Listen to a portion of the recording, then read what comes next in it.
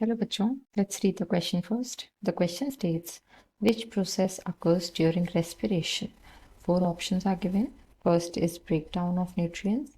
Second is release of energy. Third is oxidation of fatty acids. And fourth is all of the above. Question में पूछ रहे हैं कि respiration के time पर कौन से प्रोसेसेस होते हैं. इस क्वेश्चन को आंसर करने के लिए हम की कॉन्सेप्ट देखेंगे अबाउट सेल्यूलर रेस्पिरेशन. तो रेस्पिरेशन या सेल्यूलर रेस्पिरेशन एक मेटाबॉलिक प्रोसेस है जिसमें हो क्या रहा है, इसकी हम डेफिनेशन देख लेते हैं. That it is the process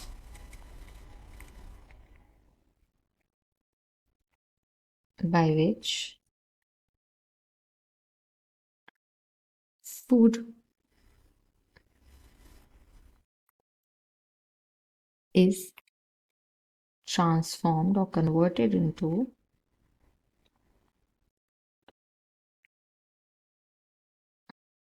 energy within the cells. This definition is as simple as it can get. Cellular respiration एक सीरीज ऑफ रिएक्शंस हैं जिस प्रोसेस के थ्रू क्या हो रहा है कि जो फूड हम इनटेक कर रहे हैं, जो न्यूट्रिएंट्स हमारे अंदर जा रहे हैं, वो ट्रांसफॉर्म हो रहे हैं एनर्जी में हमारी सेल्स के अंदर. अब जो सेल्यूलर रेस्पिरेशन है ये मेनली 3 स्टेप में हो जाता है. First is the glycolysis. Second is the citric acid cycle,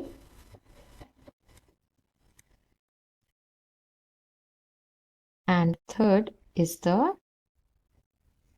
oxidative phosphorylation. तो ये 3 जो प्रोसेसेस हैं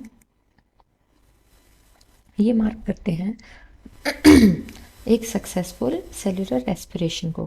ग्लाइकोलिसिस में क्या हो रहा है कि जो हम कार्बोहाइड्रेट्स ले रहे हैं वो शुगर्स के फॉर्म में कन्वर्ट हो रहे हैं पायरुवेट में.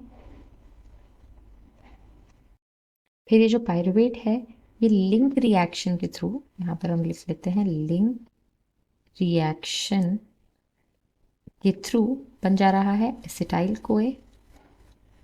और ये जो एसिटाइल कोए है ये जा रहा है सिट्रिक एसिड साइकिल में,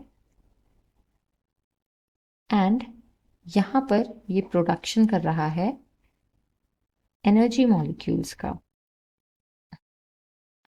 फिर थर्ड स्टेप में हो रहा है एटीपी सिंथेसिस बाय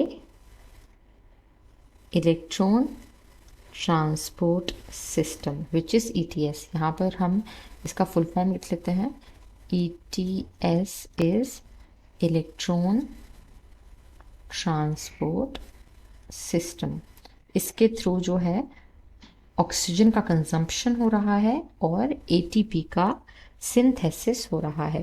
तो ये सेल्यूलर रेस्पिरेशन के 3 मेन स्टेप्स हैं जिसके थ्रू जो हमारी न्यूट्रिएंट्स हैं वो एनर्जी में कन्वर्ट होते हैं. तो अब हम क्वेश्चन के ऑप्शंस देखते हैं. फर्स्ट ऑप्शन में कह रहे हैं ब्रेकडाउन ऑफ न्यूट्रिएंट्स, तो ये एक करेक्ट ऑप्शन होगा कि ये तो होता ही है. सेकेंड में कह रहे हैं रिलीज ऑफ एनर्जी, ये भी होता है. थर्ड में कह रहे हैं oxidation of fatty acids. Okay, तो ये जो पॉइंट है ये एक्चुअली क्या है, बीटा ऑक्सीडेशन एक प्रोसेस होती है जिसके थ्रू जो फैटी एसिड्स हैं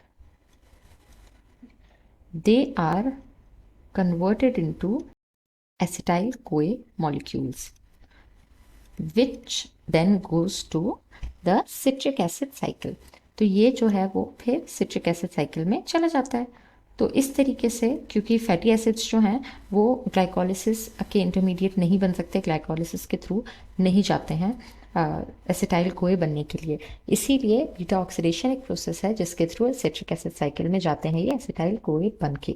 तो जो ऑक्सीडेशन ऑफ फैटी एसिड्स है ये भी एक्चुअली रेस्पिरेशन का पार्ट है but for the fatty acids. So fourth option में हमें ऑल ऑफ द अबव मिल रहा है जो कि हमारा फाइनल आंसर हो जाएगा because all the above 3 statements are correct. So the final answer will be option number D. Hope you understood it well. All the best.